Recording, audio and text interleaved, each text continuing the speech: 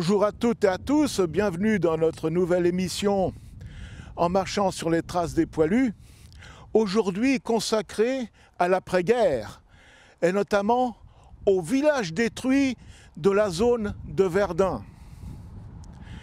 Cette zone dite rouge, non, ce n'est pas une zone interdite, c'est tout simplement une délimitation administrative crayonnée en rouge sur une carte d'état-major ou sur un cadastre. Cette limite a pour objet d'englober une surface environ de 20 000 hectares où furent détruits complètement pendant la bataille de Verdun 9 villages.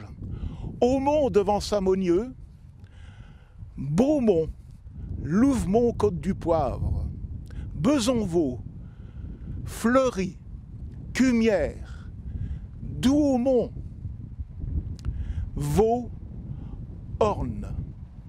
Pourquoi cette zone rouge? Comme je vous l'ai dit, pour délimiter une zone. Car cette zone est devenue dangereuse après-guerre.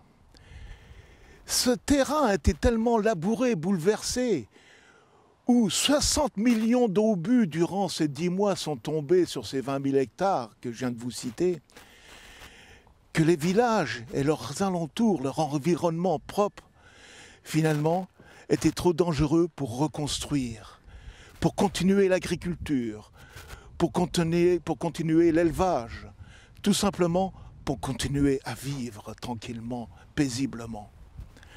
Alors, ces villages ont été, disons, déclarés morts pour la France. Et ils ont obtenu, avec cette appellation, la croix de guerre pour leur sacrifice. C'est une loi du 18 octobre 1919 qui a institué ce dont je viens de vous parler. Et ceci grâce à Raymond Poincaré, président de la République d'alors. Ces villages ne vont pas mourir une deuxième fois. Il faut conserver leur mémoire. Il faut que leur mémoire perdure pour les générations futures. Car n'oublions pas que ces populations qui ont été évacuées de force ou de fait, finalement, sont parties en exode, loin de leur culture, loin de leur atelier, loin de leur petit chez-soi. Et quand ils sont revenus, c'était un paysage de désolation qu'ils ont trouvé. Comment reconstruire sur un tel paysage où trou d'obus sur trou d'obus ressemble plutôt à un paysage lunaire? Donc, il a bien fallu que l'État s'en charge, que l'État indemnise ces braves gens à leur retour, ou du moins même s'ils ne sont jamais revenus. Il a fallu quand même exproprier toutes ces terres, les indemniser. Il a fallu racheter leurs propriétés. Alors, sur les 9 villages que je vous ai cités auparavant, 6 n'ont jamais pu être reconstruits entièrement, même pas reconstruits du tout. Un exemple type, celui de Fleury sur lequel nous sommes actuellement. Quand vous dévisagez le paysage de Fleury, c'est impensable qu'on puisse reconstruire. Pour dissimuler cette misère où l'on voit beaucoup de trous d'obus, car n'oublions pas que ce terrain a été moult fois bouleversé, labouré.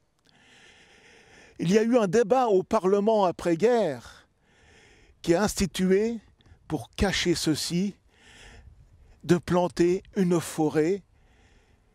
Cette forêt a été plantée à partir de 1920 et ce boisement durera environ jusqu'en 1932 par des essences venues d'Allemagne et d'Autriche notamment. Et tout ça fait qu'aujourd'hui, nous avons une autre vision de ce qu'était le terrain à l'époque. Car comme j'explique souvent dans mes commentaires, que le paysage que nous connaissons aujourd'hui n'était pas celui de 1914 et encore bien moins celui de 1916, du moins juste avant la bataille de Verdun. Nous venons de quitter Fleury pour venir à Vaux, un village lui aussi complètement détruit pendant l'effroyable bataille de Verdun, mais qui en revanche a pu être reconstruit juste en limite de cette fameuse zone rouge. Ici, à proximité de moi, vous avez les maisons dites provisoires qui ont été construites après-guerre lorsqu'il a fallu reconstruire la voie ferrée reliant Verdun à Montmédy.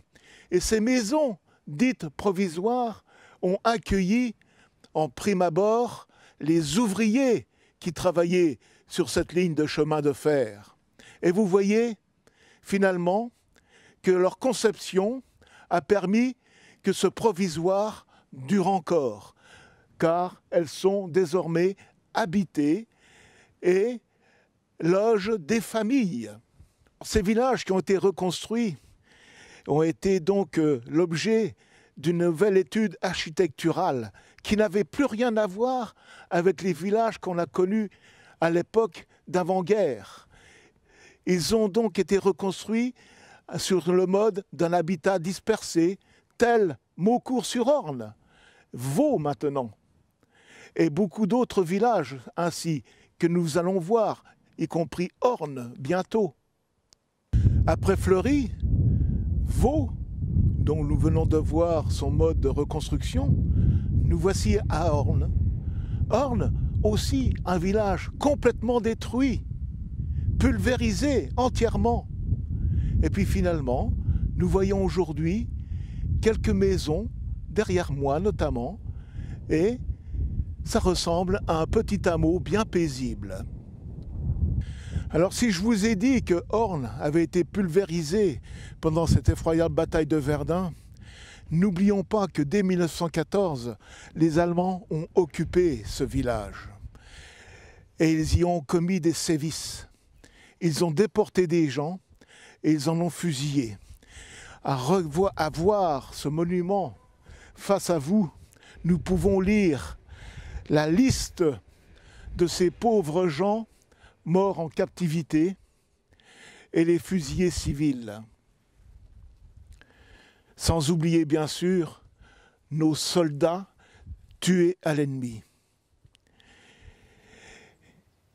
Et c'est un des villages finalement qui a reçu une récompense émérite, à savoir que cette commune a été citée à l'ordre de l'armée.